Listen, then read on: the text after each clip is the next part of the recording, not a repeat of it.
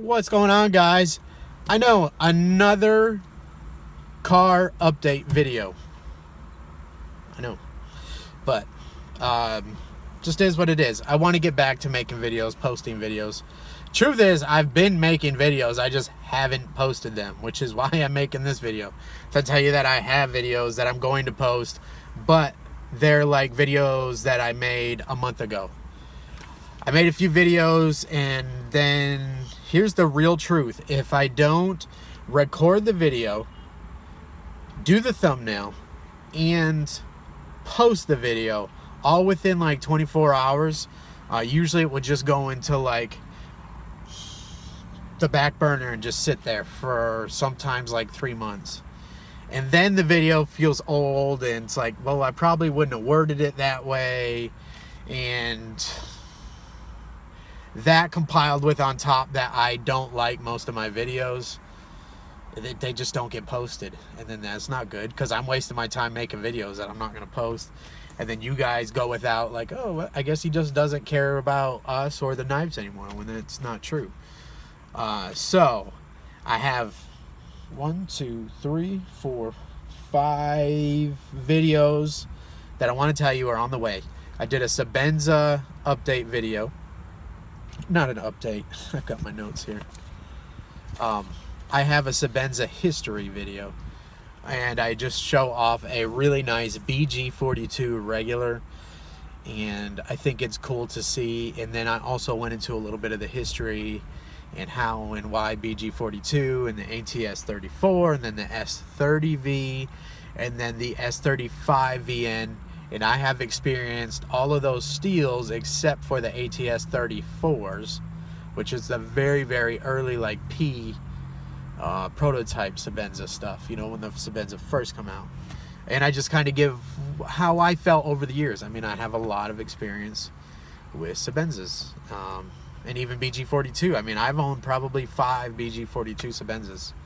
So when I tell you, like, back in the day when they first introduced S30V, and how that compared to the BG42, I actually have like real world experience on that. And then also, being that I've been a Sebenza nut, you know, the whole time, I remember when the S30V was first introduced. I remember how it was chippy. I remember them figuring out the hardness scale, and even Sale Glesser, they were figuring out that S30V thing. So that's what the video's about. I made one crucial error in that video, and that's why I haven't posted that. Is Latrobe makes BG42, and I had a brain fart for some reason and said that they went out of business. It's not true. That steel is hard to get because that is a ball bearing steel, so they don't really sell it in the blanks. But they did not go out of business. That steel has always been hard to get, but they didn't go out of business. They Chris Reeve just switched over to S30V, which he had a hand in developing. A lot of people think he developed it. No, but I mean, his input was used on that. There was a couple knife makers. That was a steel that was designed to be a knife steel, as I know it. But again, fact check stuff. Just because I say it, or just because a big YouTuber who has a following says something, doesn't mean it's true. You know, you just have to fact check stuff. Like, I don't want to feel like, because I definitely don't know it all, and I definitely get stuff wrong. So I'm going to have to either annotate that video or edit it. I don't quite know what I'm going to do with it. Also, I have a CV Sodbuster. Some of you guys see me unbox that, and that's going to be posted. I don't think there's anything wrong with that video. It's just kind of straight up. It's Sodbuster CV steel. But it is cool because it's different than the regular yellow one. Have a GEC crown lifter review. Had a friend gift it to me, which is, I'm always blown away by stuff like that. It's just unbelievable how the knife community is so giving. It's amazing. It's a really neat community to be involved with. Also have the Stitch review, the Microtech Stitch. I did the review. I think the review is valid. I think I could post it and it'd be fine. being a month later, you know, now it's a month since I've done that video, I would review it a little differently. And I would lean more towards, it's a good knife, but it's pretty absurd. Like, it's not a novelty knife, but it doesn't fit with anything that I need, and especially now with my new job. We'll get into that. So I probably should redo that video, but I might just go ahead and post it and move on. Because it's not like the information was wrong, it's just my opinions have changed a little. Maybe I should. I'm talking myself in and out. Just post it, just let it go, move on. And then the other half says, nah, just remake the video. It'll take like 10-15 minutes. So I probably should just remake it. So I've been carrying this. This will be another video that I have. This is the Benchmade Proper. It is Benchmade's first slip joint Fomicarda. It's a really nice knife. Spoiler alert, it's going to get a good review. It is. It's not going to get a perfect review. I have some things to say. The pull may be just a slight too easy for me personally, but you'll see. I'll do a video on it. I've been carrying it maybe 2 weeks or so, every single day. My new job, you kind of have to wear business casual. If you wanted to wear a suit and tie, you could, but my personal feeling is I don't want to be overdressed, but I don't want to be underdressed. And I think business casual, pair of chinos, nice pair of loafers, no knife clip showing is fine. You know, I don't want to be over that, but I don't want to be under that. So no clip knives. So that's why I told you guys I'll be going to more traditional knives. And this will fit a Hinderer Investigator in there. But I found that people ask to borrow my pen all the time for whatever reason. I don't know why. I understand why some people don't carry knives. I don't know how people get throughout their day not carrying a pen. It's amazing to me. Like, I use my pen way more than I use my knives. And that's kind of the good and bad. We're going to get into that in a few minutes. About my knife reviews and the channel name change and where I want to go with the channel. Just hold tight if you're looking for that information. And I want to talk about this vehicle I got, my little knock around vehicle. I got one more thing to show you that pertains to our knife and EDC gear. This is the Nutsack. Isn't that name great? Nutsack Mag Snatch bag. It's like a man bag satchel made in USA. Really nice. It's unbelievably nice. I have a review coming in on this. I'm not going to give it all away. That'll be for another video. But this thing comes into every account that I go into. Also, a little bit of a rant, but that's what we're here for. It's amazing if you look presentable. Sure, even with the sleeves rolled up, tattoos, more people have tattoos than don't nowadays. So anyways, it's weird. What I was going to get to is a pair of chinos, a pair of loafers, tucked in shirt, leather belt, this bag around your back, and a confident walk. I can walk into the back of any of my accounts, like when I was new to the route, trying to introduce myself, walk right past staff. There could be a whole group of people meeting, and confidently dressed up, business casual, with your bag on your back and walking like you got a purpose. Like, you know, you're confident, and I'm going to walk over here and I'm going back to see this person, and they've never seen you in your life, and you're like in the back room. Sometimes I'm like poking around wine and stuff to see the back stuff. I'm gonna fade this into my personal life. So I have moved from the driving position back into sales. When I started this company 13 years ago, I was a hybrid sales guy and a driver guy, and then we start having more and more children. Well, drivers only work 4 days a week. They're long days, but you get the weekends off, Mondays off, So anyways, it's hard work. I did slip a disc in my back. I can't remember if I ruptured it or if it was just irritated. I feel like I just irritated it, because some days are better than others, even when I was on the delivery truck. And if you don't know, like, wine, I was on one of the busiest routes in the state, and that's Chapel Hill. And that was right on campus. So Michael Jordan, Chapel Hill, UNC, all that. And it's just kind of a higher, it's wine territory in that. One of the biggest independent wine resellers, wine sellers, shops is actually in Chapel Hill. Good friends with those guys. And that's going to lead me into another part of my rant here. But I don't know where I was going with that. The confidence to walk back there, walk like you have a purpose. Oh yeah, with this bag on you, people just like let you through. It's crazy. Like you just belong there. It's just the confidence that, yeah, I belong here. Like, why wouldn't I belong back here? And they've never seen you before in your life. That's kind of funny. What was I gonna say? Oh, my back. Yeah. So my back's been a lot better. I don't think I ruptured it. Some days are better than others.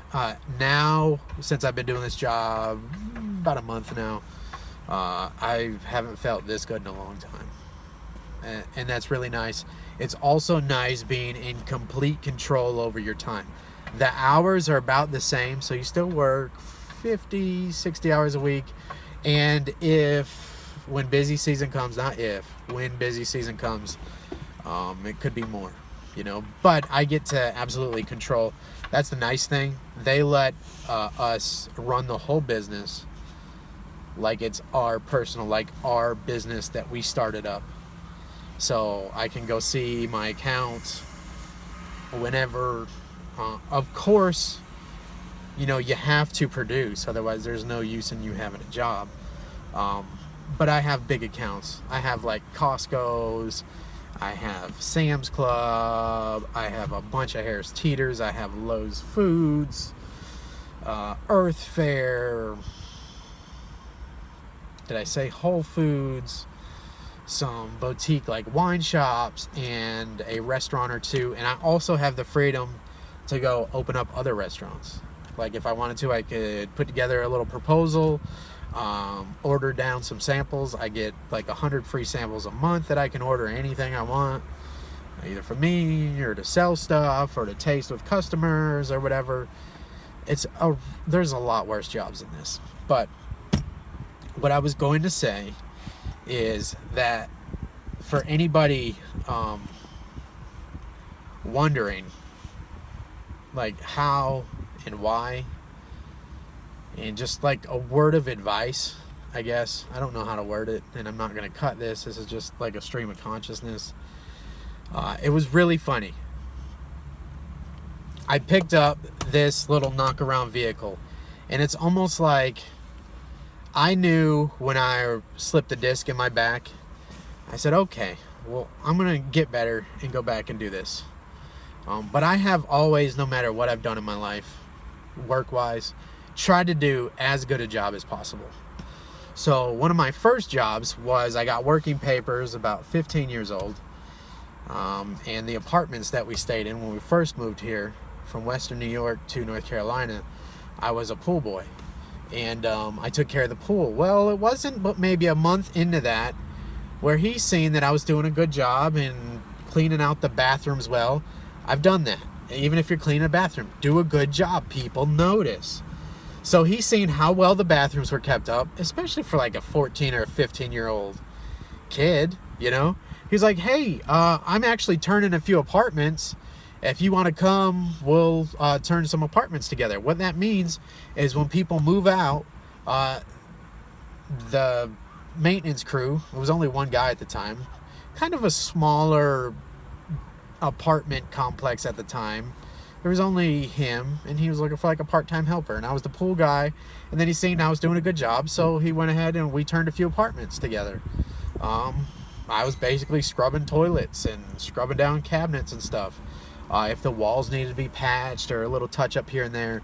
If they needed to be like painted totally, then you call in the painters. If the carpet needed completely replaced, then you call in the carpet people, blah, blah, blah. But doing a good job. It wasn't too long after I was the pool boy that I was turning apartments with him, and then he was able to go do other things because he just left me to go turn apartments. And you could play the music, and that's kind of being a self-motivated person is, yeah, I'm going to do a good job.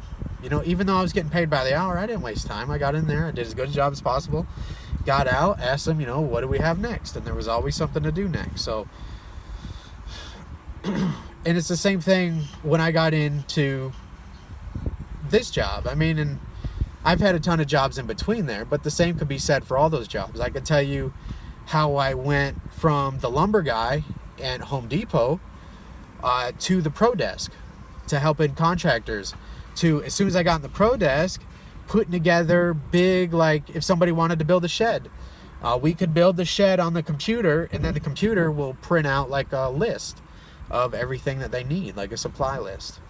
And I could handle small jobs like that. So it wasn't too long before I was just a regular stock guy in lumber. Oh, he did a good job with that. We're going to put him on the pro desk. He's going to pull orders. So now I was the guy who was getting the list. And then from, oh, he can pull orders, I wonder if he could create the orders. Let's show him how to do the computer to design the deck or whatever, you know, and then put the list together. Well, it wasn't long after that I was on the pro desk putting a list together and calling and dealing with the contractor. And it wasn't too long after that, then the contractors were just coming in just to see me, you know. And I'm not doing this to be like a douchebag, like I'm just bragging on myself. But I think it's important for the younger generation to know it doesn't matter what you're doing, do a damn good job at it. Do the best that you can, because people notice. It doesn't matter even if you're cleaning toilets. And that was the same thing. I've always done everything. I've tried to, you know, you can't say I'm the best that there ever was, but I've always tried. I've always give a damn.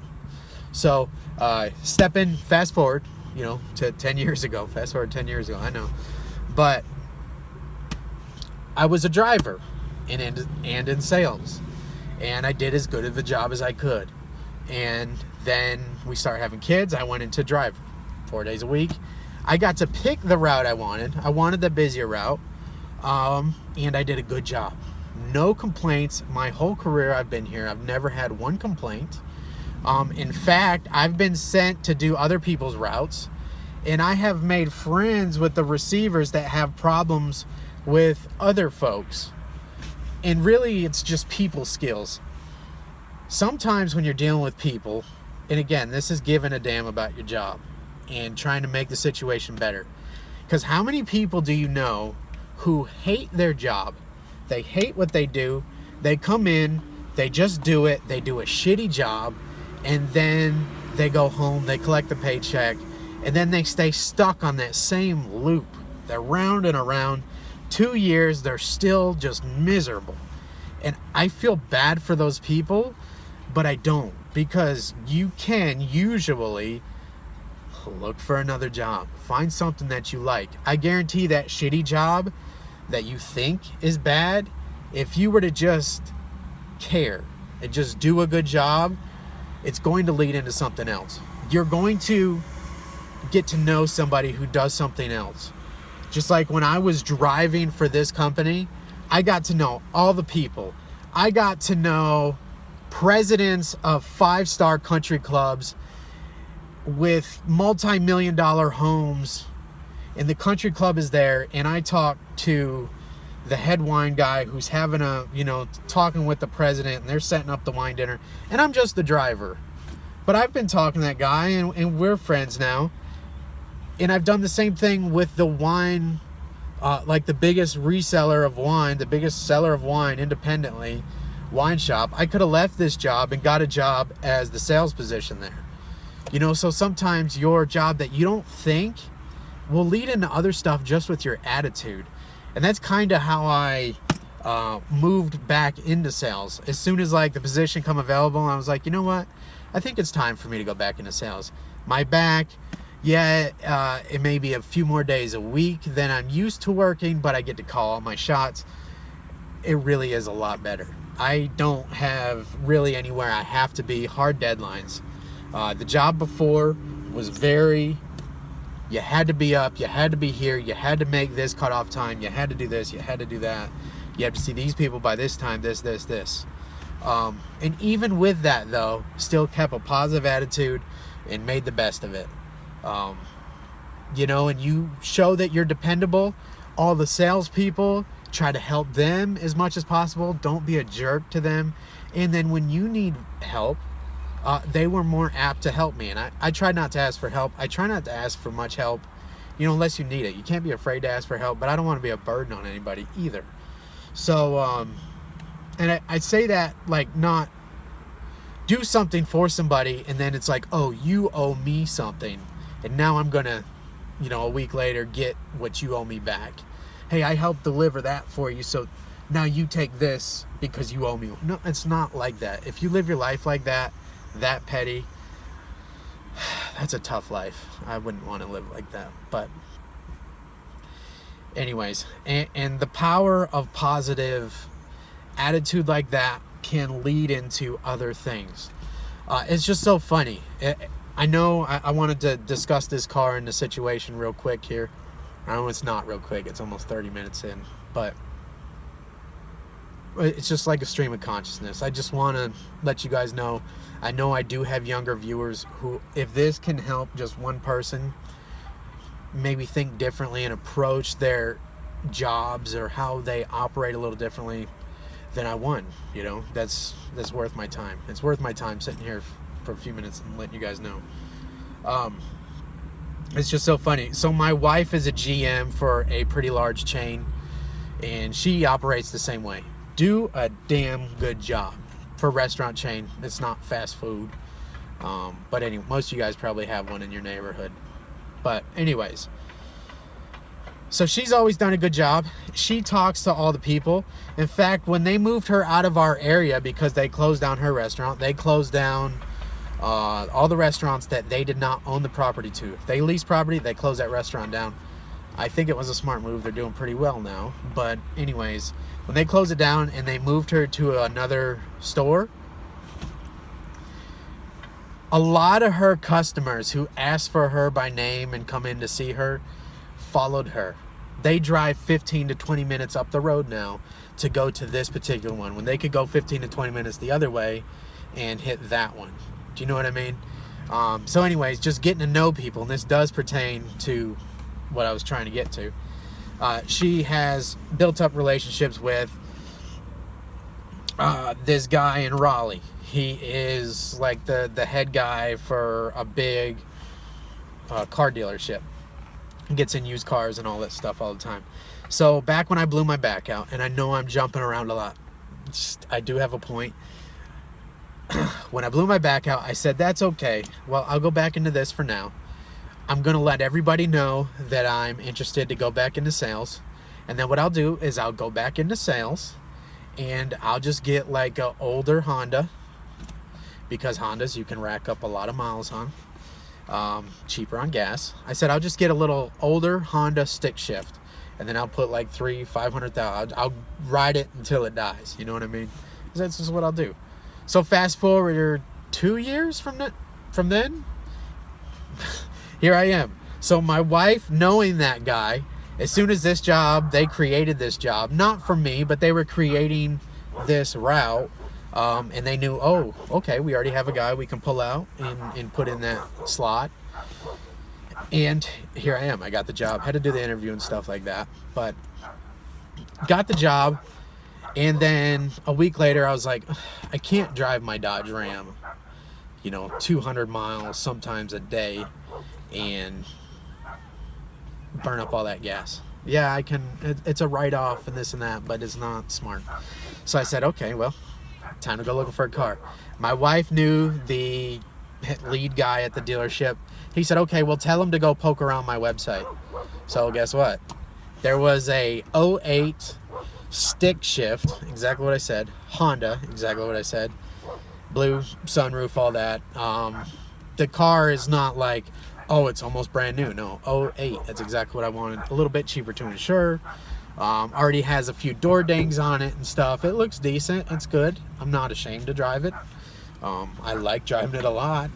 And it's stick shift. It's just funny how in my mind 2 years ago I said, oh, well, I'll just go back into sales and then I'll get this car. And the way everything just fell together. And my life has kind of been like that the whole way through. I would think that if you have that the world's against me, everybody's out to get me vibe, it's going to feel like that. It's not going to be a good time. But I do feel like people control more than what they think with their thoughts. Now, not to be like hippie and put crystals around. There's some things you just can't. You know, you don't have any control over certain things. But your overall, the way you live life, if you do a good job, make friends. You know, not everybody's going to like you. They're just not. You don't want everybody to like you. But you'll find a groove, you'll catch it, and I can almost guarantee that will lead on to other things. To me, life is, you have to have a goal and you have to have a place you want to be and where I'm going, but sometimes life is going to take a little detour here, and you need to enjoy that journey, because I know some people, you know, money, after a certain amount, money does not mean you're happy, you know? Yeah, people say money can't buy happiness. Kind of can. But after a certain amount, like once your bills are paid, all as you do is you upgrade. So you're in a vehicle, well, you upgrade your vehicle. Oh, you're in a nice house, you'll upgrade to a nicer home. You know what I mean? So I'm like, after a certain amount, it just doesn't matter. So, long way around saying, good positive attitude will carry you very far. If you're younger, do a good job. And I don't care if you're scrubbing toilets, because it will lead into other things. And that, especially like early on in your career, will help shape the way your life is going to be. There's a lot of consequences that you would never think.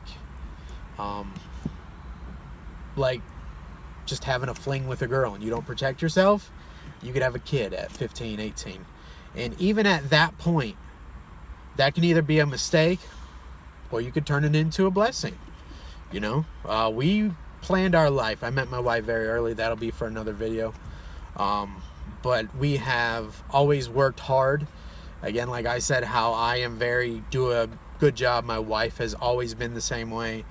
My wife, maybe even more so than myself. Like, I take stuff seriously, but my wife has and will fire her very best friends because they're not doing a good job at work, and say, this is nothing personal, but this is business and our friendship. I love you, but you can't work here. You know what I mean? So she's a little more focused like that, which is good. That's one of the reasons I love her so much. But you have to do a good job. There was one more thing I wanted to say. I'm sitting in the car here, little knock around vehicle. It's a 08. The one thing that was funny to me, even though I got my stick shift, and it could be argued if they're better on gas or not. I like driving, so I like controlling exactly what I'm doing. Like, I have been a professional driver for 10, 15 years before, I mean, a long time. I have a lot of miles on me, safe miles. I've never been in an accident. Is how much I like driving. I could drive all day. I could drive 10 hours back, you know, with the family on a trip, and then get to where we're going and set up a PlayStation and drive a racing game. I know. So I actually like the stick shift a lot. But what was so funny is I'm used to either driving that big truck, or even my wife's van is a V6. And I think I've done it in a vlog before where you're not even trying to, but if there's no kids in the back, it'll burn rubber, like trying to go somewhere if you hit the gas too hard. Not that it's a sports car or anything, but there's a little bit of torque there. And then I've got my Dodge Ram. It's a Hemi, like 360 some horsepower. It will also burn the wheels if you get on it. And then I had my big, powerful International or what is it, Duramax, no, something Max Force, something, I don't know. I forget. I forget that life. Truck driver life. But anyways, this thing has like 100 and some horsepower. It's a dog, man. This thing is slow. It's hard to get used to. It'll go, you know, safe driving. It'll go 70, 80, fine drive well. Even with the stick, it has a little bit of get up and go. But when you really like want to get on the highway and go, it just takes a while to get there. So it's funny that people would pick this platform, a Honda Civic, and try to put turbos on it and do this and that, make them fast. No offense to you import tuners. You know, I know some get up there. I don't know though. The only other really fast front wheel drive car, my father and I had fixed up a SRT Neon. Remember when they first come out and they were giving like Corvettes a run for the money because they had turbos in them? It's just really weird. A really fast front wheel drive car has really crazy torque steer. It's weird getting pulls instead of getting pushed in a fast front wheel drive car. This is definitely not fast though. I don't know. Kind of a tangent. Yeah, a lot more videos like this on the way. I'm going to do the thumbnails and get those other videos released. As always, I appreciate you guys hanging out with me. On the next video, maybe I'll go into my name change and if I'm going to keep it that way or not. And maybe more so the direction I want the channel to take. This will always be a knife channel. Don't go anywhere. You know, I'm still into knives. But things are going to evolve a little bit. I want to get a little more personal. Kind of like my rant about life. I just feel like that is something that I want to do, and it's my channel, so I'm going to do more of it. And then whether people, you know, if it doesn't work, then I'll just stop doing it. But I have a lot of requests to do longer videos. I like this type of videos. I feel like they're more real. Maybe I'll do some more vlog stuff too, show you maybe behind the scenes of our life. It's kind of crazy. Lots of children in our lives. It's good. It's good. It's a good life. For anybody asking, my back feels a lot better, and I really enjoy the new position. I like business casual, wearing loafers and chinos, and just being around wine, learning a lot. You can have a hobby with wine as much as you can about pocket knives, but probably more so. There's so much history to learn, so much varietals, the regions, so much.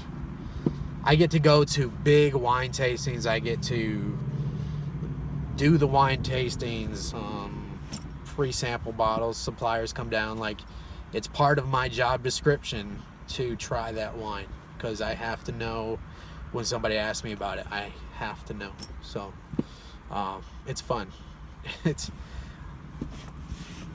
You give me like a shot at a full-time knife maker or this,